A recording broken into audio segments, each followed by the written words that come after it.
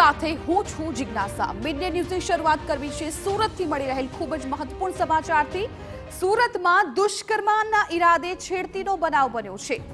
સચિનમાં ધોરણ 7માં અભ્યાસ કરતી વિદ્યાર્થીનીની છેડતી। સ્કૂલ વાન ચાલકે ઘેનયુક્ત ચા પીવડાવી છેડતી કરી। 3 દિવસથી ઘેનવાળી ચા પીવડાવી કરતો હતો ગંદી હરકત। દીકરીએ તેના સગા સંબંધીને સમગ્ર હકીકત જણાવી। માતા પિતાની ફરિયાદ બાદ આરોપીની ધરપકડ કરી લેવાઈ છે। આરોપી સુભાષ પવાર એક સંતાનનો પિતા હોવાની અત્યારે વિગતો મળી રહી છે। સુરતનો આ બનાવ છે સચિનમાં ધોરણ 7માં અભ્યાસ કરતી યુવતીની દુષ્કર્મના ઈરાદે છેડતી કરવામાં આવી છે। અત્યારે જે રીતે વિગતો મળી રહી છે આરોપી પોલીસ પકડમાં આવી ગયો છે। સંવાદદાતા બળદેવ સુથાર આ મામલે વધુ જાણકારી આપી રહ્યા છે। બળદેવ, આ આરોપી છે પોલીસ પકડમાં આવી ગયો છે, શું વિગતો મળી રહી છે? પોલીસ કઈ રીતે તપાસ કરી રહી છે?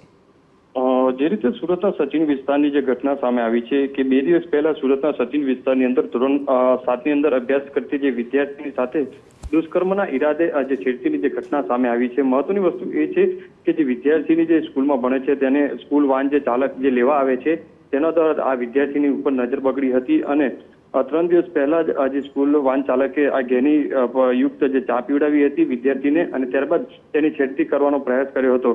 ત્યારે દીકરીએ તેના સગા સંબંધીઓને હકીકત જણાવી હતી અને ત્યારે આ પરિવારના લોકો તાત્કાલિક આ બાબતે દીકરીને લઈને જે સચિન પોલીસ સ્ટેશન ખાતે પહોંચ્યા હતા અને તાત્કાલિક પોલીસને હકીકત જણાવતા પોલીસે આ બાબતે સૌપ્રથમ પ્રાથમિક તપાસ શરૂ કરી હતી અને ત્યારબાદ જે ગુનો નોંધી અને હાલમાં સચિન પોલીસે સુભાષ જે નામનો જે વ્યક્તિ છે આજે સ્કૂલ વાન ચાલક છે તેની ધરપકડ કરી લીધી છે અને વધુ તપાસ હાથ ધરી છે। પણ મહત્વની વસ્તુ એ છે કે માતા પિતાએ ખાસ કરીને સાવચેતી રાખવી જરૂરી છે અને જે દીકરીઓ સ્કૂલ વાન અથવા તો સ્કૂલ ઓટોમાં જતી હોય છે ત્યારે શું તકેદારી રાખવી છે માતા પિતાએ અવારનવાર ટકોર કરવી જરૂરી બનતી હોય છે, કારણ કે ક્યારેક આ રીતની ઘટના બને તો કઈ રીતે દીકરી સાવચેત રહી શકે છે।